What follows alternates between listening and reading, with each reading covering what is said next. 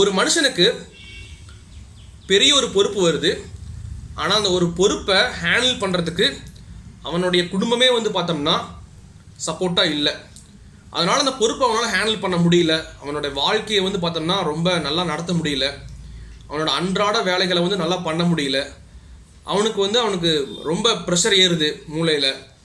அதனால் வந்து தன்னுடைய உடல்நலம் சரியில்லாத தாய், 72 வயது தாயை வந்து பார்த்தோம்னா வீல் சேரோட கொண்டு போய் ஓடுற ட்ரெயினில் வந்து பார்த்தோம்னா அப்படியே வந்து தள்ளி விட்டுருக்காங்க ஒரு மகன். நம்ம தமிழ்நாட்டில் திருவள்ளூர் மாவட்டத்தில் அரக்கோணம் அருகில் வந்து நடந்திருக்கு இந்த ஒரு சம்பவம். என்னென்னா, ஒரு தாய் இருக்கிறாங்க. அந்த தாய் வந்து பார்த்தோம்னா 72 வயது, மத்திய அரசு ஊழியர். அவங்க வந்து ரிட்டையர்ட் ஆகிட்டாங்க, பென்ஷன் வந்துட்டுருக்கு. அந்த தாய்க்கு வந்து ஒரு மகன் இருக்கிறாங்க. அவங்களுக்கு வந்து 42 வயது. 42 வயது மகனுக்கு வந்து பார்த்தோம்னா கல்யாணம் ஆயிடுச்சு, மனைவி இருக்கிறாங்க, 2 குழந்தைங்க இருக்கிறாங்க. இப்போது தன்னுடைய தாய் வந்து பார்த்தோம்னா வயசாயிருச்சு, 72 வயசாயிருச்சு, உடல்நலம் சரியில்லை, வீல் சேரில் தான் இருக்கிறாங்க, நடக்க முடியல. அப்படிங்கும்போது அதனால் பார்த்துக்க முடியல. அப்படிங்கிறனால வந்து பார்த்தோம்னா வீட்டில் வந்து கணவனுக்கும் மனைவிக்கும் நடுவில் சண்டை வருது. அப்போ அந்த மனைவி என்ன பண்ணுறாங்க, சண்டை போட்டுட்டு வந்து பார்த்தோம்னா அவங்களுடைய 2 குழந்தைகளையும் கூட்டிகிட்டு அவங்க வந்து அவங்களுடைய அம்மா வீட்டுக்கு போயிடுறாங்க. அப்போது தன்னுடைய உடல்நலம் சரியில்லாத தாய், 72 வயது தாயை வந்து பார்த்தோம்னா இந்த 42 வயது மகன் வந்து தனியாக இருந்து பார்த்துட்டு இருந்துக்கிறாங்க. ஒரு கட்டத்துக்கு மேலே வந்து பார்க்க முடியல. தனியாக இருந்து உண்மையிலுமே அவ்வளோ அந்த வயசாகலாம் பார்க்க முடியாது. எனக்கு எக்ஸ்பீரியன்ஸ் இருக்குது. அந்த மாதிரி எங்களோட பாட்டிலாம் நான் பார்த்துருக்கேன். நீங்கள் என்னென்ன நினைக்கிறீங்களோ எல்லாமே நான் பண்ணியிருக்கேன். அந்த எக்ஸ்பீரியன்ஸ் எனக்கு இருக்குது. டைப்பர் மாற்றுறது வந்து எல்லாம் நான் பண்ணியிருக்கேன். அது கஷ்டம் தான். தனியாக இருந்து பண்ணுறது கஷ்டம். குடும்பத்தோடு சேர்ந்து பண்ணும்போது நல்லாயிருக்கும். தனியாக இருந்து பண்ணும்போது ரொம்ப கஷ்டப்பட்டுருக்காரு. அவருடைய வேலைக்கூட வந்து போக முடியாத நிலைமை ஏற்பட்டிருக்கு. தன்னுடைய மனைவியும் பிரிஞ்சு போயாச்சு, குழந்தைங்களும் பார்க்க முடியல, மனைவியும் பேச மாட்டேங்கிறாங்க இந்த ஒரு காரணத்தால். அப்படிங்கும்போது ரொம்ப விரக்தியாக இருக்காரு.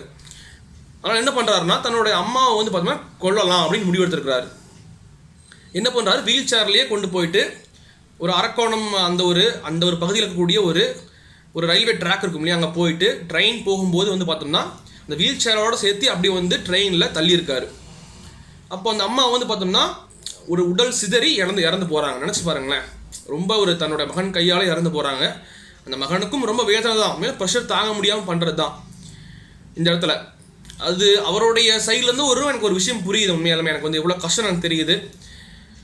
இப்போ நான் என்ன சொல்ல வரேன்னா வந்து என்னை பொறுத்த வரைக்கும் ஒன்று தான். என்னுடைய ஒரு நாலேஜ் படி நான் இன்னும் மேரேஜ் பண்ணல. ஆனால் நான் மேரேஜ் பற்றி நான் நிறையா படிச்சிருக்கேன். நிறையா விஷயங்கள் நான் படிச்சிருக்கேன், நிறையா பார்த்துட்ருக்கேன், நிறையா குடும்பங்களை பற்றி நான் அனலைஸ் பண்ணியிருக்கேன், நிறைய பேருடைய வாழ்க்கையை நான் வந்து கேட்டு தெரிஞ்சிருக்கிறேன், அதை பற்றி நிறைய சிந்திச்சிருக்கிறேன். அதனால் நான் சொல்கிறேன், கல்யாணம் பண்ணுறோம் இல்லையா யாருமே, கல்யாணம் என்பது என்னென்னா வந்து அந்த கல்யாணமே வந்து கல்யாணம் இஸ் ஈக்குவல் டு பொறுப்பு.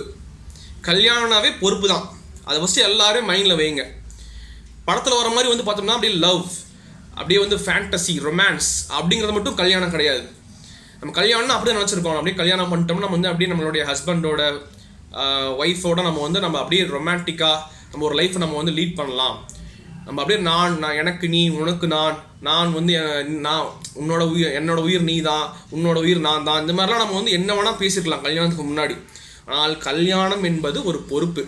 நீங்கள் எப்போ வந்து என்னைக்கு நீங்கள் கல்யாணம் பண்ணுறீங்களோ அன்னையிலிருந்து உங்களுடைய வாழ்க்கையை நீங்களே வாழ்கிற அளவுக்கு நீங்கள் வந்து தகுதியாக மாற ஆரம்பிக்கணும்.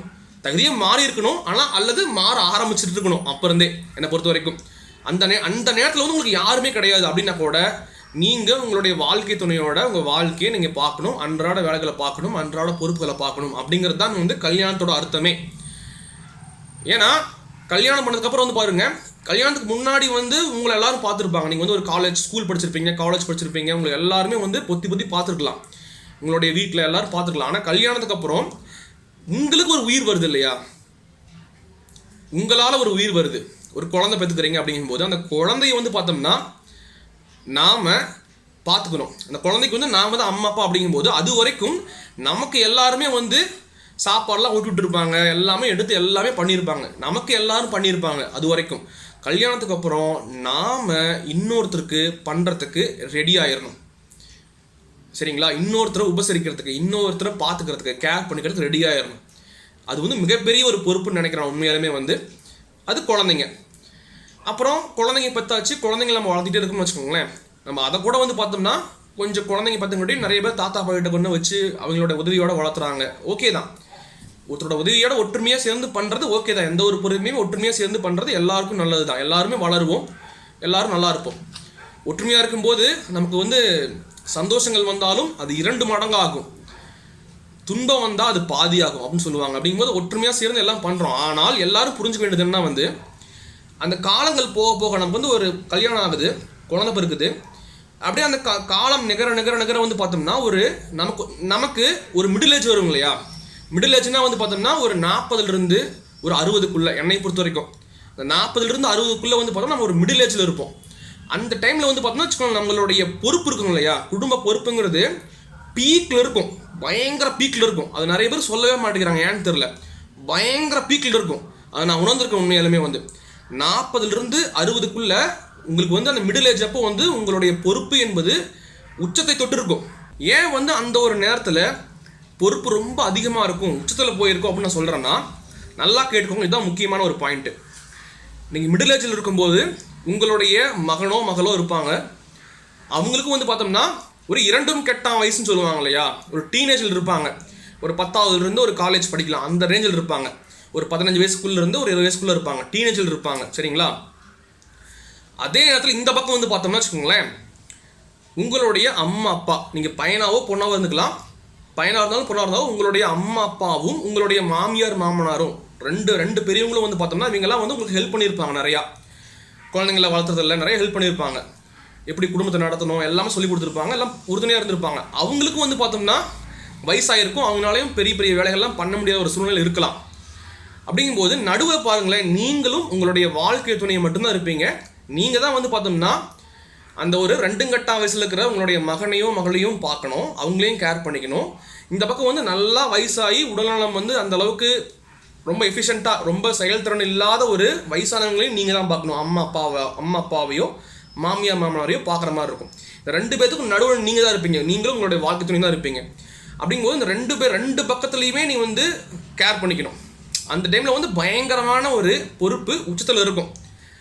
அந்த நிலைமைக்கு நீங்கள் போகணும் அப்படின்னா அந்த டைமில் பயங்கரமாக நீங்கள் ரொம்பலாம் நிறையா உங்களுடைய என்ன சொல்லுவாங்க, உங்களுடைய சுதந்திரம், உங்களுடைய வெறுப்புகள்லாம் நிறையா நீங்கள் தள்ளி வச்சுட்டு நீங்கள் வந்து உங்களுடைய மகன் மகளுக்காகவும் இந்த ஒரு அம்மா அப்பா மாமியார் மாமனார் அந்த ஒரு வயசானங்களுக்காகவும் நீங்கள் வாழ வேண்டிய ஒரு கட்டாயத்துக்கு தள்ளப்படுவீங்க. ரொம்ப பொறுப்பாக இருக்க வேண்டிய காலம். அந்த பயங்கரமான ஒரு ப்ரெஷரான ஒரு டைமை நீங்கள் வந்து நல்லா ஃபேஸ் பண்ணி அந்த டைமை நீங்கள் கொண்டு போகணும், குடும்பத்தை நல்லா கொண்டு போகணும் அப்படின்னு நினச்சிங்கன்னா கல்யாணம் ஆகும்போதே வந்து நாம் பொறுப்பாக இருக்கணும். நம்ம வேலையை நம்ம பார்த்துக்கணும், முடிஞ்ச வரைக்கும் நம்ம எல்லா வேலையும் கற்றுக்கணும். பார்த்துக்கணுங்கிறத தாண்டி எல்லாத்தையும் நம்ம கற்றுக்க ஆரம்பிச்சிடணும். இன்னிலிருந்து அம்மா அப்பாட்டையோ மாமியார் மாமனார்ட்டையோ நம்ம உதவி கேட்டால் கூட நம்ம வந்து எல்லாமே இன்னிலிருந்து கற்றுக்க ஆரம்பிச்சிடணும். அப்படி கற்றுக்க ஆரம்பிச்சுட்டு எல்லாத்தையும் பழக ஆரம்பிச்சிடணும். அப்போ தான் வந்து பார்த்தோம்னா காலம் போக அந்த மிடில் ஏஜ் வரும்போது 40லேருந்து 60 வயசுக்குள்ளே வரும்போது அந்த பீக் ரெஸ்பான்சிபிலிட்டி உச்சத்தை, அந்த பொறுப்பு வந்து பார்த்தோம்னா உச்சத்தை தொட்டு இருக்கும். அந்த டைமில் வந்து நீங்கள் அந்த ஒரு பொறுப்பை நல்லா கையாண்டு குடும்பத்தை நல்லா கொண்டு போக முடியும்.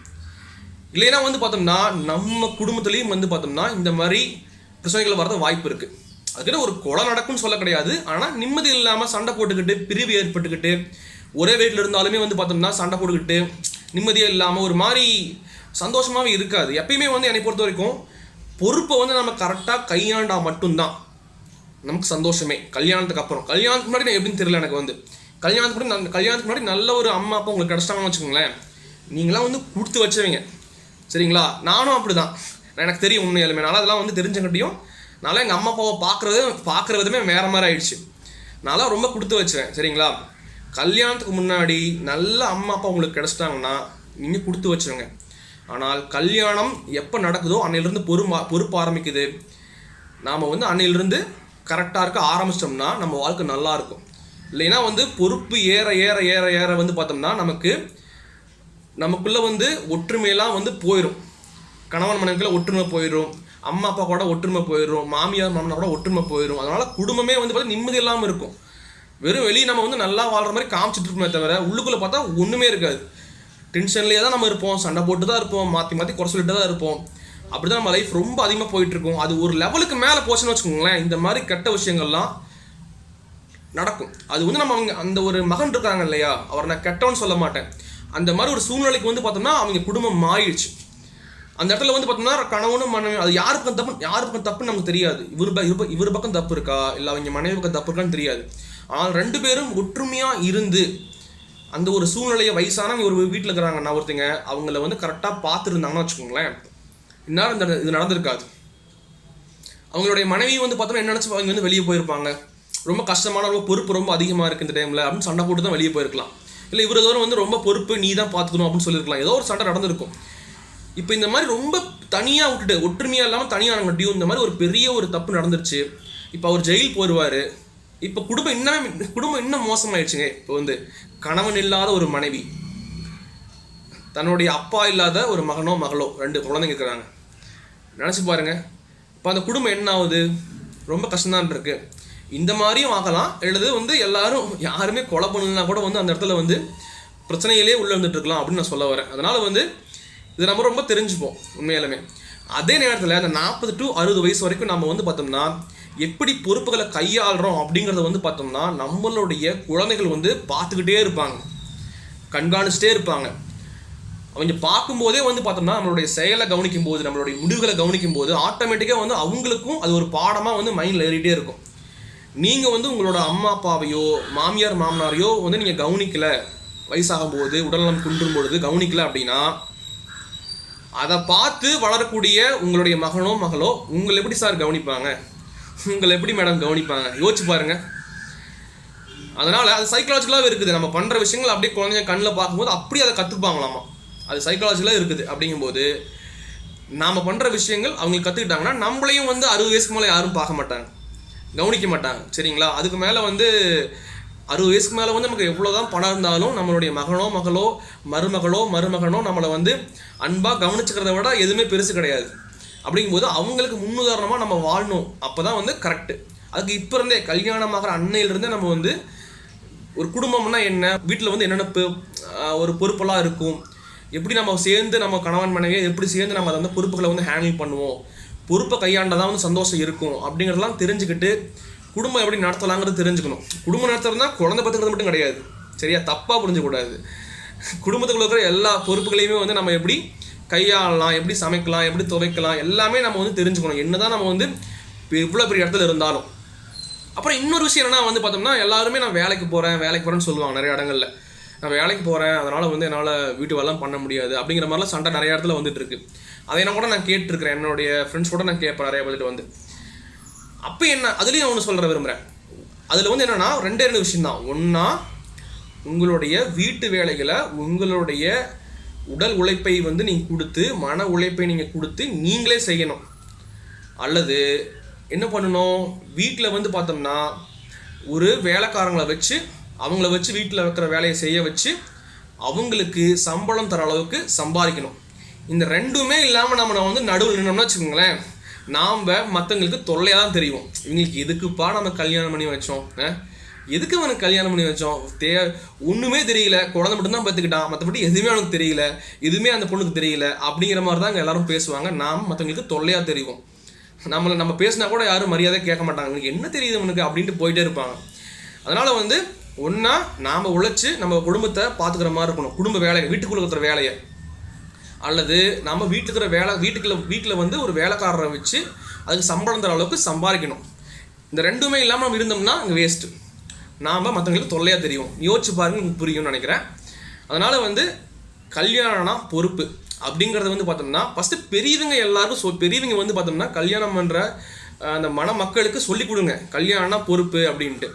அவங்க தான் உண்மையிலும் பயங்கரமாக ஏற்றி விட்றாங்க. நீ வந்து என்ன வேணா பண்ணு, நான் பார்த்துக்கிறேன், நீ வந்து உன்னுடைய புருஷனை எதிர்த்து நில்ல, நீ வந்து உன்னுடைய பொண்டாட்டி எதிர்த்து நில்ல, நீ இப்படி சொல்லு அப்படி சொல்லு, நான் வேலைக்கு போகிறேன்னு சொல்லு, அதை பண்ணுறேன்னு சொல்லு, இதை பண்ணுறேன்னு சொல்லு, என்ன வேணா சொல்லு, சண்டை போடுங்கிறாங்க. 2 பேரும் சேர்ந்து அந்த பொறுப்பை ஹேண்டில் பண்ணுங்கன்னு சொல்லியே தரதில்லை. அப்போ எப்படிங்க ஒற்றுமை வரும்? 2 பேரும் இந்த பக்கம் பையனோட அம்மா அப்பாவும் ஒன்று சொல்லி தர்றாங்க, பொண்ணோட அம்மா அப்பாவும் ஒன்று சொல்லி தர்றாங்க. 2 பேரும் ஒரு சேர்ந்து அந்த ஒரு பொறுப்பை ஏற்றுக்கணுங்கிற ஒரு சொல்லி தர மாட்டேங்கிறீங்களா யாருமே? தன்னுடைய பொண்ணையோ பையனையோ வந்து அழுங்காமல் குழுங்காமல் வச்சுக்கணும் அப்படின்னா நீங்கள் கல்யாணமே பண்ணி தரக்கூடாது, அது பண்ணவே கூடாது. அதனால் வந்து பெரியவங்க வந்து பார்த்தோம்னா நான் சொல்லிக் கொடுங்க. இளைஞர்களாகிய நாமளும் வந்து பார்த்தோம்னா நல்லா கற்றுக்கிற ஆர்வத்தோட கற்றுக்கலாம், அல்லது கற்றுக்கிற ஒரு ஆர்வத்துலையாச்சும் நம்ம வந்து கல்யாணம் பண்ணணும். இதுதான் என்னுடைய ஒரு பாயிண்ட் ஆஃப் வியூ. அதை பண்ணோம்னா கரெக்டாக போவோம், கணவன் மனைவி ஒற்றுமையாக இருப்போம். அந்த பீக்கான ஒரு பொறுப்பு வரும்போது நம்ம எல்லாமே வந்து கரெக்டாக பண்ணுவோம். நம்ம ஒரு நல்ல ஒரு குடும்பத்தை நம்ம வந்து கொண்டு போவோம். நம்மளுடைய அடுத்த ஒரு சந்ததியும் வந்து நல்லா இருப்பாங்க. நம்மளுடைய பேரை சொல்லுவாங்க, நாளைக்கு வந்து இவங்களோட பையன் இவன்ப்பா, இவங்களோட பொண்ணு இவங்கப்பா, எப்படி வளர்த்துக்கிறான் பாரு, சூப்பராக வளர்த்துக்கிறான் பாரு, இந்த மாதிரி வளர்க்கணும், பொண்ணுனா இப்படி இருக்கணும், பையனா இப்படி இருக்கணும் அப்படின்னு சொல்கிற அளவுக்கு நம்ம வந்து கொண்டு போகணுன்னா நாம் ஒழுங்காக இருக்கணும். கல்யாணம் பண்ணும்போதே அல்லது ஒழுங்காக மாறவாச்சும் நம்ம ரெடியாக இருக்கணும் அப்படிங்கிற சொல்லிட்டு இந்த வீடியோ முடிக்கிறேன். சரிங்களா? மனசில் இருக்கிறலாம் கொட்டிட்டு பார்க்கலாம். ஓகேங்களா? தேங்க்யூ.